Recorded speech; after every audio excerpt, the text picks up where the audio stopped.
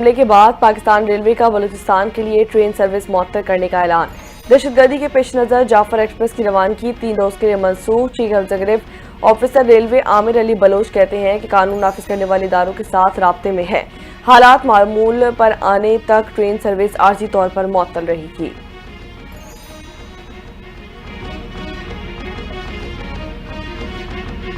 पाकिस्तान तहरीक इंसाफ के रहनुमाओं की अबूरी जमानत में तोसी। एटीसी में सुप्रीम कोर्ट के बाहर एहतजाज के केसेस की समाअत। पाकिस्तान तहरीक इंसाफ के लतीफ खोसा, शिबली फराज, सलमान अकरम राजा और दीगर मुल्जिमान अदालत में पेश हुए। शिबली फराज ने कहा कि हम शामिल तफ्तीश होना चाहते हैं मगर बयान रिकॉर्ड नहीं हो रहा। अदालत ने मुल्जिमान की अबूरी जमानतों में 5 मई तक तोसी कर दी है। मुल्जिमान के खिलाफ थाना सेक्रेटेरिएट में 2 मुकदमात दर्ज किए गए हैं।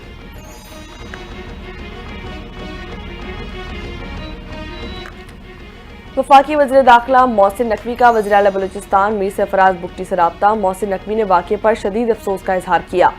वज़ीर दाखिला की बलूचिस्तान हुकूमत को हर मुमकिन ताउन की यकीन दहानी। दोनों रहनुमाओं को दहशतगर्दी के खात्मे के लिए तमाम जरूरी वसाइल बरोए कार लाने के अज़म का यारा।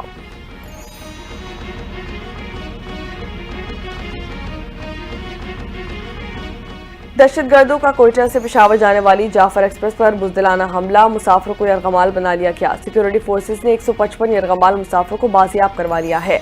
बाजियाब होने वालों में 58 मर्द, 31 खवातीन और 15 बच्चे शामिल हैं। सिक्योरिटी फोर्सेज और दहशतगर्दों के दरमियान शदीद फायरिंग का तबादला हुआ। 27 दहशतगर्द मारे गए। सिक्योरिटी जराये के मुताबिक दहशतगर्द बैरून मुल्क हैंडल से बजरिया सैटेलाइट फोन राब्ते में थे। इलाके में दहशतगर्दों के खात्मे के लिए ऑपरेशन जारी।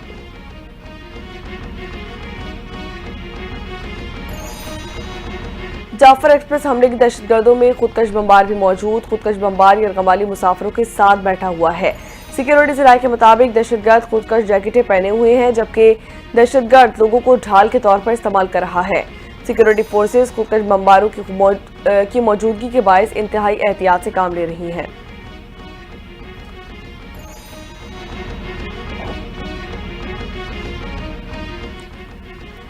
सदर मुमलिकत आसिफ अली जरदारी वज़ीर-ए-आज़म शहबाज शरीफ की जाफर एक्सप्रेस पर हमले की शदीद मज़म्मत। आसिफ अली जरदारी ने मुसाफिरों को रेस्क्यू करने पर फोर्सेस की बहादुरी की तारीफ की। कहा कि शहरी और मुसाफिरों पर हमले गैर इंसानी और मज़मूम अमल है। मुसाफिरों पर हमले बलूचिस्तान और इसकी रिवायत के खिलाफ है। वज़ीर-ए-आज़म शहबाज शरीफ ने कहा कि बुज़दिल दहशतगर्दों को अंजाम तक पहुँचाया जाएगा।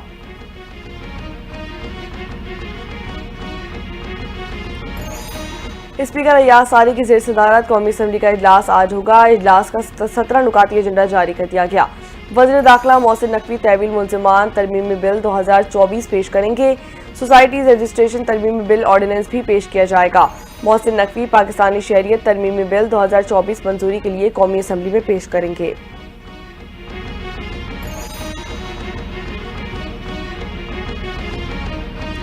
अमरीका में धमकियां और अहकामात दे ये काबिल कबूल नहीं। अमरीका से बातचीत नहीं करूंगा। ईरानी सदर ने अमरीका से मुज़ाकरात न करने का ऐलान कर दिया। कारोबारी शख्सियत से गुफ्तगू में कहा कि अमरीका जो करना चाहता है कर ले।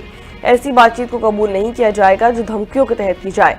अमरीकी सदर डोनाल्ड ट्रंप ने ईरानी सुप्रीम लीडर को खत में फौजी हल और डील करने का जिक्र किया था।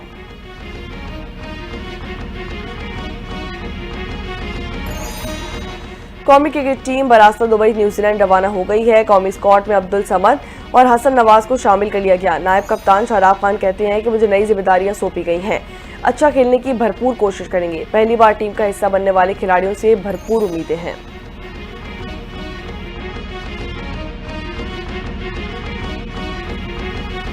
और कराची वालों के लिए अच्छी खबर, शहर में समंदरी हवाएं बहाल होना शुरू हो गई।